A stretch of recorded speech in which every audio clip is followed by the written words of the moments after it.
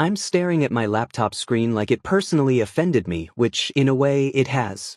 The job posting glows mockingly in the dim light of this cafe. Executive assistant needed at Choi Enterprises. Competitive salary. Excellent benefits. Apply now. My coffee's gone cold. I should probably order another one, but I'm too busy having what Kimchi would call a moment.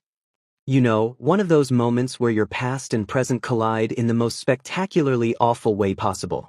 You look like you've seen a ghost, Kimchi says, sliding into the seat across from me. He's wearing that ridiculous yellow sweater that makes him look like a deranged cartoon character, but I love him anyway. He's been my best friend since college, back when we were both young and stupid and thought we could survive on instant noodles and dreams.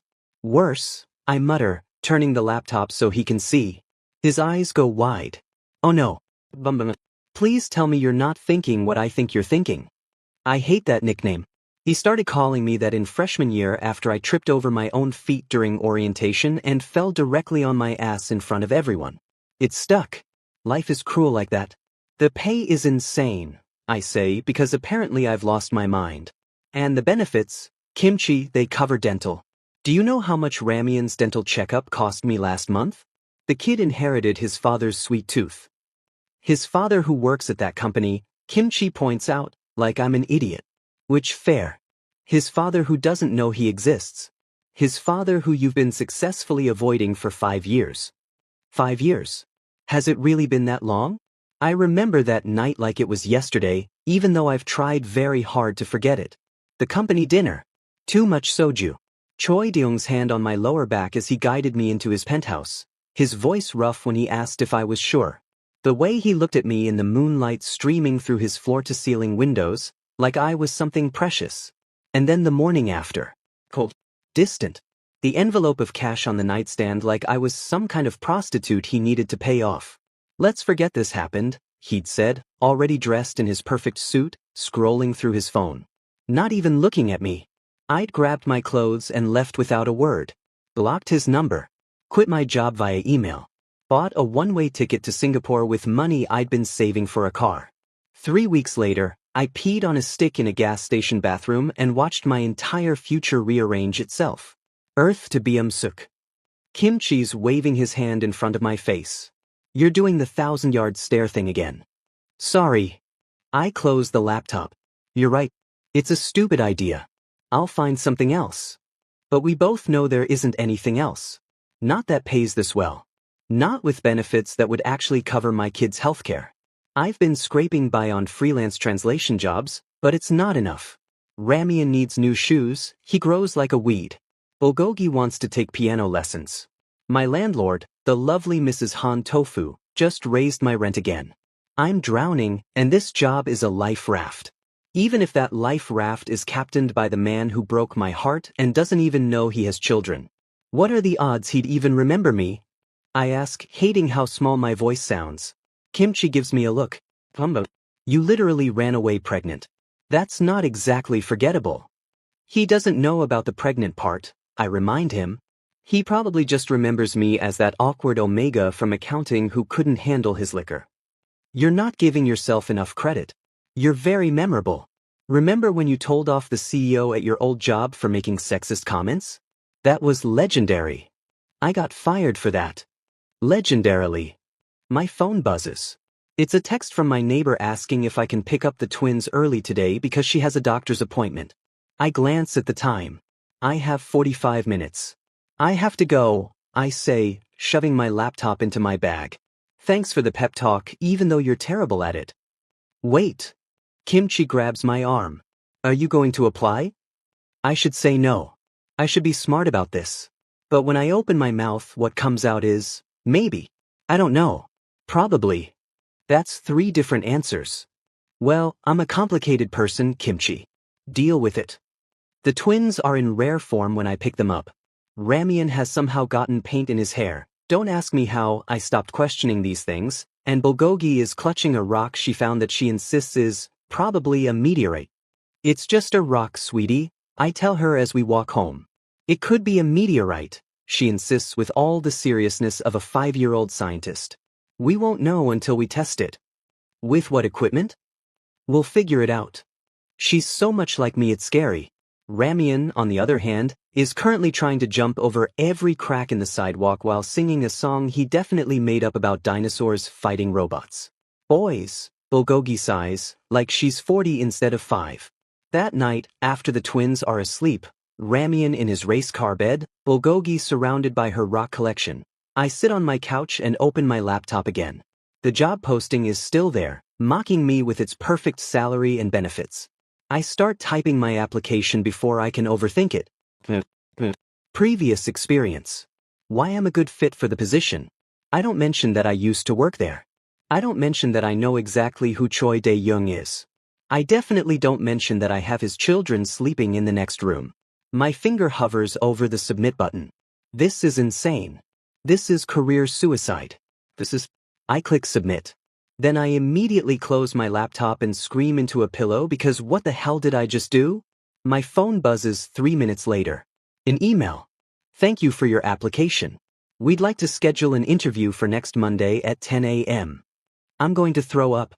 Or maybe I'll just die right here on my couch and they can write on my tombstone, "Here lies Kang Byum-suk, who made spectacularly bad life choices and named his children after food." That sounds about right. The interview was a disaster. Not because I did badly, I was perfectly professional, answered all their questions correctly, even made the HR manager laugh with a joke about organizational efficiency. No, it was a disaster because Choi Dae-young wasn't there. I'd spent the entire weekend having minor panic attacks, preparing myself to face him, rehearsing what I'd say if he recognized me. And he wasn't even in the damn room. So when I got the job offer 2 days later, I accepted it in a daze, still convinced this was all some elaborate cosmic joke. My first day is a Monday. I wear my best blazer, the navy one that makes me look competent and not at all like someone who spent the morning fishing a toy car out of the toilet because Ramian wanted to see if it could swim. "You've got this, Daddy Byum," Bulgogi had said at breakfast, patting my hand with the solemnity of a tiny therapist. "Yeah." Ramian agreed through a mouthful of cereal. "And if anyone's mean to you, just kick them." "We don't kick people, baby." "But you said." "That was different. Eat your breakfast." Now I'm standing outside Choi Enterprises, a gleaming glass tower that screams, "We have more money than your entire bloodline," trying to remember how to breathe like a normal person. I make it through security, up the elevator, past the reception desk. Everyone's friendly enough. A few people introduce themselves, names I immediately forget because my brain is too busy screaming. And then I turn a corner and walk directly into a solid chest. Sorry, I look up. Choi Dae-young is staring down at me, coffee cup frozen halfway to his mouth. He's wearing a charcoal gray suit that probably costs more than my monthly rent. His hair is slightly longer than I remember, pushed back from his face. He still has that small scar above his left eyebrow from a childhood accident he told me about that night, when we were both tipsy and the world felt impossibly small and safe. His eyes widen. Just for a second, something flickers across his face. Recognition, surprise, maybe something else. But then it's gone, replaced by cold professionalism. "You must be the new assistant," he says, his voice flat. "You're early." My office." "Now." He walks away without waiting for a response, and I'm left standing there like an idiot, my heart doing gymnastics in my chest. His office is exactly what you'd expect. Massive windows overlooking Seoul, minimalist furniture, everything in shades of black and gray. There's a photo on his desk, but it's facing away from me so I can't see who's in it. "Coffee," he says, not looking up from his laptop. "Now." Not please. Not when you have a moment. Just a command. I grit my teeth. "How do you take it?" "Black. 2 sugars. Hot but not scalding." Specific. Of course he's specific. When I return with his coffee, perfect temperature, I made sure, he takes it without acknowledgement. Like I'm furniture. Like he doesn't remember the way he'd whispered my name 5 years ago, how his hands had been gentle despite his strength. "Your primary responsibilities," he continues, still not looking at me, "include managing my schedule, screening calls, preparing documents for meetings, and being available whenever I need you." Questions? "Do you always talk to your assistants like they're servants?" That makes him look up. Our eyes meet, and for a moment, the professional mask slips. There's something raw there, something almost hurt. "Is there a problem, Mr. Kong?" Mr. Kong. So we're doing this. Pretending. No problem, I say sweetly. Sir. The rest of the morning is a blur of tasks. Filing, organizing, learning the office systems. Yoon Pickle, Dae-young's other assistant, is a godsend. He's a beta with perpetually worried eyes and a habit of apologizing for things that aren't his fault. He's been in a mood for weeks, Pickle tells me during lunch. Ever since the merger with Kim Industries fell through. Don't take it personally. Oh, I'm taking it very personally, I mutter into my kimbap. Day 3 is when everything goes sideways. Kong Byumsk, Dae-young says, and the way he pronounces my name, carefully, like he's tasting each syllable, makes my omega instincts perk up. Oh, what? This is not the time. I need you to accompany me to a business dinner tonight. Tonight? Panic rises. It's Wednesday. I have to pick up the twins from Kimchi's place. It's my turn for bedtime, and Ramyeon's been having nightmares about monsters under his bed. I have plans. His jaw tightens. Cancel them. I can't just. I'm not asking. He stands, walks around his desk. Suddenly he's close, too close, and I can smell his cologne, cedar and something darker, familiar. Be ready at 7. Wear something nice. I want to tell him exactly where he can shove his business dinner. But my landlord just raised the rent. Fin. And Bulgogi needs new winter clothes. Fine, I manage. I call Kimchi from the bathroom, whispering frantically. I need you to do bedtime. Please. I'll owe you forever. You already owe me forever, Kimchi points out. But fine. The twins can have a sleepover at Uncle Kimchi's place. But Bum, you need to tell him. This isn't sustainable. I know. I need more time. Time for what? To dig yourself deeper into this hole? Right. He's absolutely right. But I hang up anyway. The dinner is at some restaurant where the menu doesn't list prices, which immediately makes me uncomfortable. I'm wearing my only decent dress shirt, and I feel underdressed next to Dae-young in his designer suit. He barely speaks to me all evening. Just uses me as a human notepad while he charms investors, laughing at their jokes, making promises about quarterly returns and market expansion. I hate how good he is at this. How effortlessly he commands attention. We're leaving when it happens. One of the investors, an older alpha who's had too much wine, grabs my wrist. Your assistant is cute, Choi, he slurs, his grip tight enough to hurt. Is he available? I could use some personal assistance. Before I can jerk away, Dae-young's hand is on the small of my back, pulling me against his side. The touch sends electricity down my spine. He's not, Dae-young says, his voice dropping into that dangerous alpha register that makes my knees weak. Available. The investor backs off immediately, muttering apologies. In the car, the silence is suffocating. Dae-young's hand is still on my back, and I can feel the heat of it through my shirt. You didn't have to do that, I say quietly. Do what? Defend me. Pretend to whatever that was. He finally looks at me, and there's something fierce in his eyes. I wasn't pretending. My phone chooses that exact moment to buzz. A text from Kimchi with a photo, the twins asleep on his couch, and Ramyeon is clutching something to his chest. My blood turns to ice. It's the photo. The one from that night. The only picture I have of Dae-young and me together, taken by some drunk colleague. I'd hidden it in my bedside drawer, thought it was safe. Kimchi's text. Why does Minnie have a picture of your boss? And Dae-young is looking at my phone screen. He saw it. Time stops. Or maybe I'm having a stroke. Is this what a stroke feels like? Because my entire body has gone numb except for my hand, which is shaking as I yank my phone away from Dae-young's line of sight. Is that? His voice is strange. Strained. Nothing. The word comes out too loud, too panicked. It's just a celebrity photo. You know how kids are these days. They collect pictures of CEOs like they're K-pop idols. Very normal. Completely normal thing that normal children do. I'm babbling. I'm absolutely babbling, and from the look on Dae-young's face, he's not buying a single word. Pull over, he tells his driver. The driver glances in the rearview mirror. Sir, we're on the highway. I said pull over. It's not a request. We end up in a 7-Eleven parking lot, of all places. The fluorescent lights are harsh through the car windows, turning everything stark and surreal. Dae-young hasn't said anything for 2 solid minutes. Just sits there, staring at his hands, jaw working like he's trying to physically chew through his thoughts. How old? He finally asks, so quietly I almost don't hear him. I could lie. I should lie. I've gotten pretty good at lying over the past 5 years, telling the twins their father was busy, telling myself I made the right choice leaving, telling everyone who asked that I was fine, just fine, completely fine. But I'm so tired of lying. 5, I whisper. They just turned 5 last month. The silence that follows is the loudest thing I've ever heard. Dae-young's hands curl into fists on his thighs, knuckles going white. A muscle jumps in his jaw. They. His voice cracks on the word, and something in my chest cracks with it.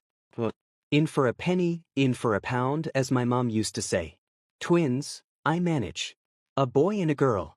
Ramyeon and bulgogi. He turns to look at me then, and I can't read the expression on his face. Shock? Anger? Horror? Some combination of all three? You named our children after food? My children, I snap, and suddenly all the fear transforms into anger. 5 years of anger. You made it very clear that night meant nothing to you. You threw money at me like I was some transaction you needed to close. Like I was trying to be respectful. He explodes, and I've never seen him lose composure like this. Cool, collected Choi De-young is yelling in a convenience store parking lot. I thought, you left so fast the next morning, I thought you regretted it. I thought maybe I'd pushed too hard or... He runs both hands through his hair, messing it up. I spent months trying to find you. Months? Sick. Do you have any idea? You spent months. I'm yelling now too, and the driver has very wisely left the car. You threw money at me. That morning, you couldn't even look at me. Because I wanted to ask you to stay. The words burst out of him like they've been trapped for years. Because I woke up with you in my arms and I felt something I'd never felt before and it terrified me. And then you were just gone. No note. No number. Nothing. I had HR search for your contact information, but you'd already quit.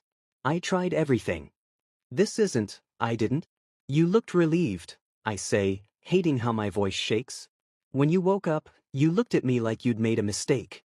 I looked at you like I'd finally done something right and didn't know how to keep from ruining it. He laughs, but there's no humor in it. Clearly, I ruined it anyway. A notification buzzes on my phone.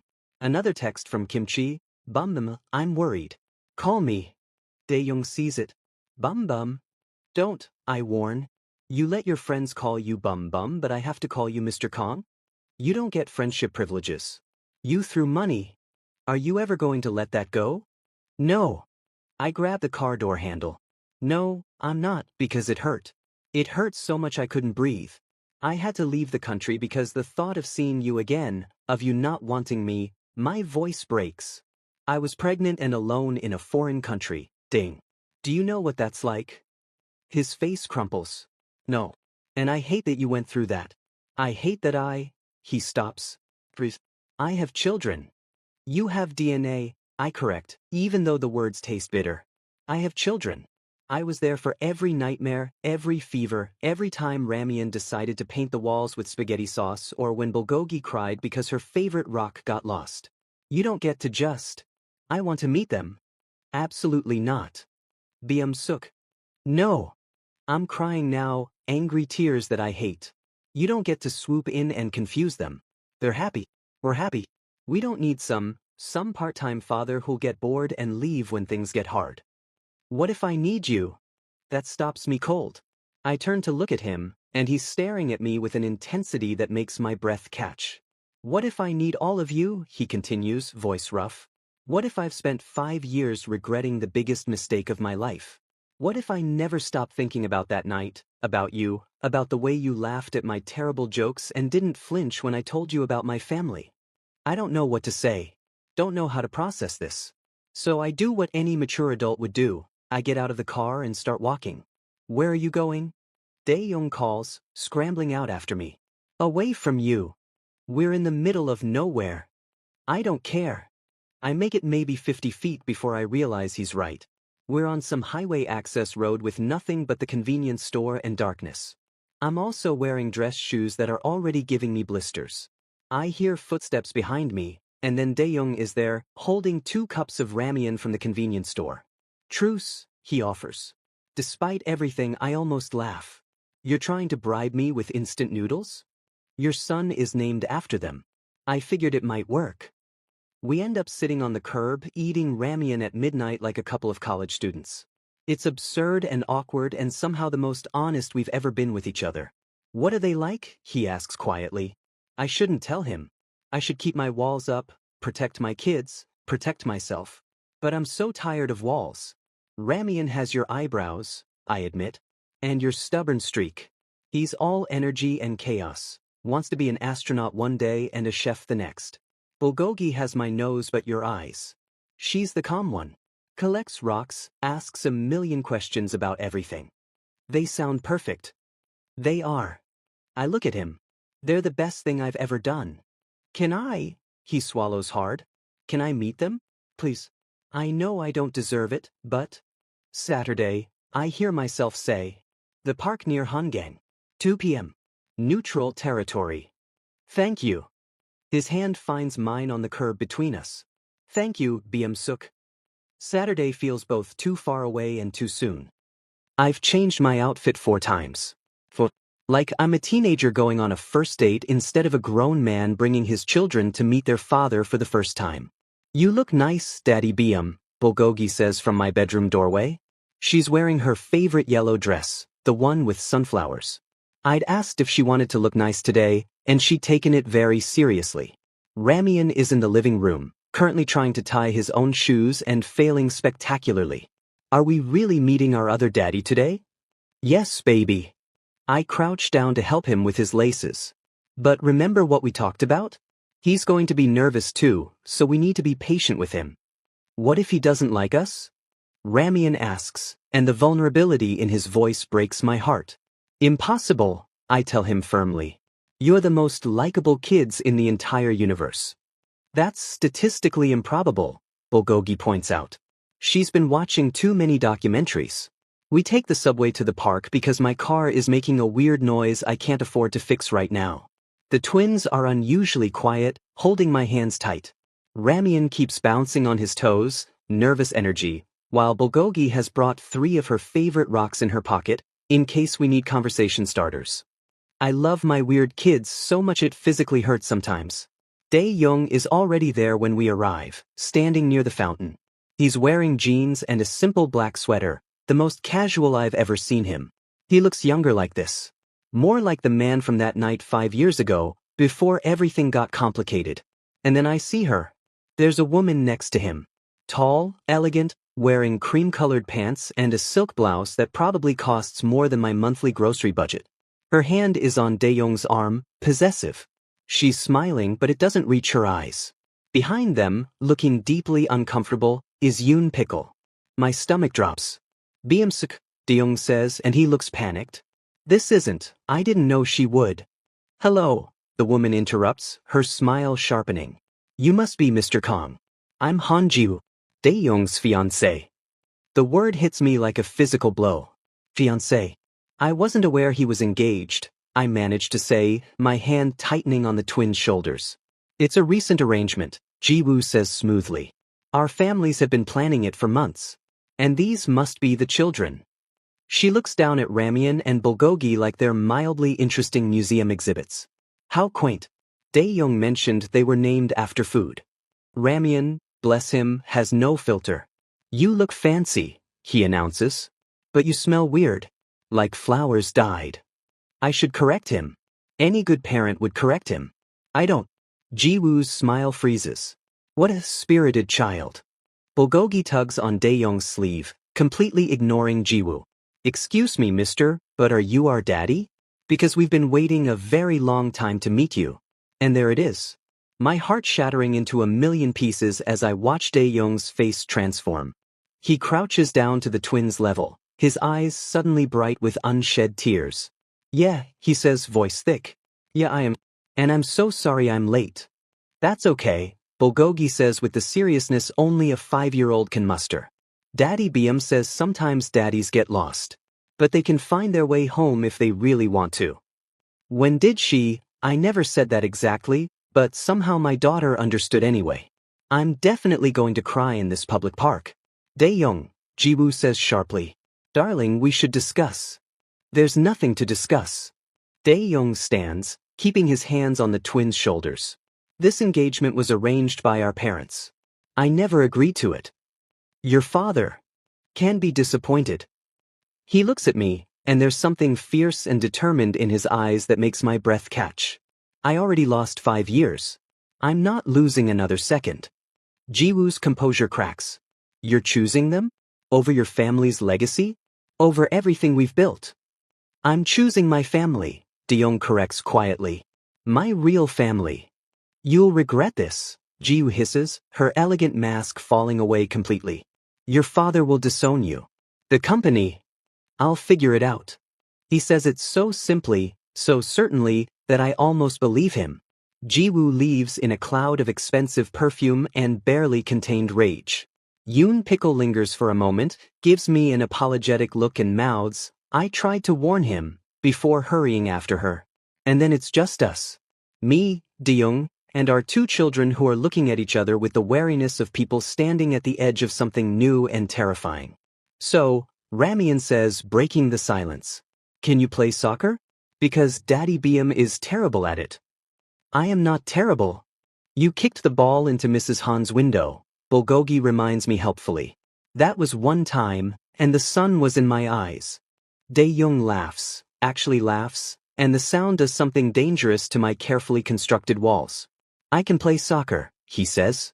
I was captain of my high school team. Of course you were, I mutter, but Ramian is already dragging him toward the field, chattering excitedly about some complicated rules he definitely invented. Bulgogi slips her small hand into mine. Daddy BM? Is he staying this time? I don't know, baby. I squeeze her hand gently. Do you want him to?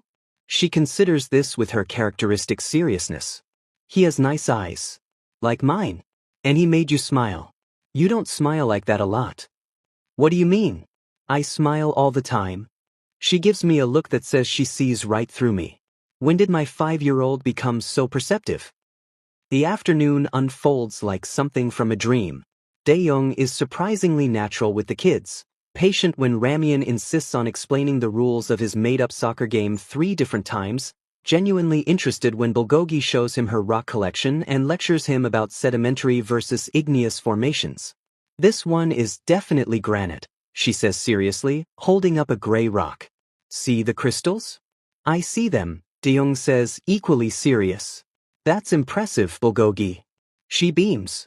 He buys them ice cream. Chocolate for Ramian, strawberry for Bulgogi, and doesn't even flinch when Ramian somehow gets it all over his expensive sweater. Sorry, Ramian says, looking genuinely distressed. It's okay, Dae-young assures him. Gives it character. I find myself relaxing just a little, watching him with them. The gentle way he corrects Ramian's soccer form. How he listens to Bulgogi's endless questions without getting impatient. The way he keeps glancing at me like he's checking to make sure I'm still there, that this is real. You're good at this, I admit when the twins run off to the playground. I'm terrified, Dae-young admits back. I keep thinking I'm going to say something wrong or accidentally break them. They're tougher than they look. They get that from me. He turns to look at me, and we're sitting close enough that our shoulders touch. I'm sorry, he says quietly. For that morning. For the money. For making you feel like you had to run away. For every single moment you were alone. Dae-young. I can't take it back, he continues. But I want to make it right. However long it takes. My phone buzzes. A text from an unknown number. You've made your choice. Don't expect any support from this family. Father. Dae-young's father. His inheritance. His entire life. Oh no, I breathe. Your father. The company. I don't care. He says it so simply, like it's the easiest decision in the world. I have a good job. Savings. We'll figure it out. He takes my hand, and it feels terrifyingly right. If you let me. I know I have a lot to prove. But I'm here, Biemsk. I'm not going anywhere. Even though I named your children after food? Our children, he corrects gently. And honestly, it's growing on me.